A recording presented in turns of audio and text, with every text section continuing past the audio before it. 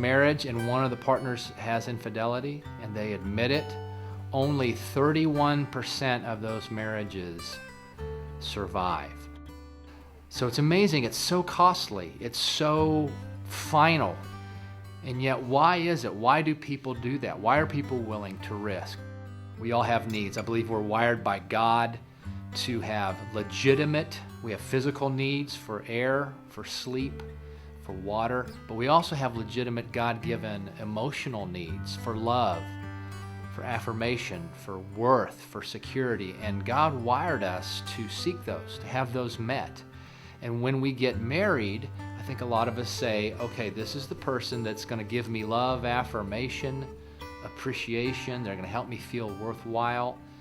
And when that doesn't happen, or it can't happen, if we're a year or 2 years or 4 years or 7 years into the marriage, we begin to find that our spouse can't do that, can't meet those needs for us, then we're faced with a decision. When we don't get our needs met, we kind of throw a little temper tantrum and we say, well, I don't care, I'm going to get my needs met even if I have to be unfaithful to this marriage. And that's, I think, how we get there. Why do men cheat? The answer is typically the same every time. It's sex. They want sex. Either the sex with their spouse is not exciting anymore, their spouse is not into it, not into the things they're into. There's something unsatisfying sexually. Typically, the thing women will express in why they gave in to infidelity is they were seeking someone to be a companion. They wanted someone to be a life partner. They wanted someone to care about them, to be interested in them, to pay attention to them for who they were. So for women, the affairs seem to be more about finding someone to connect and experience deep emotions with.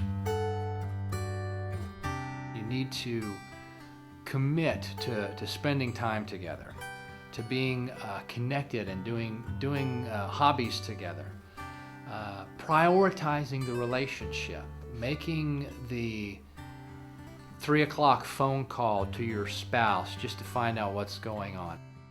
As couples, you need to have a couple of other couples that are willing, what I like to say is to say the other 10%. A lot of times we'll be with people, with friends or family, and we'll tell them 90% of what we want, what we think they need to hear.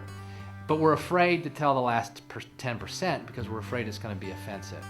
If you want to have your marriage survive, if you want to help your friends' marriages survive, you've got to be willing to say that last 10% because that may be the 10% that helps them make a change.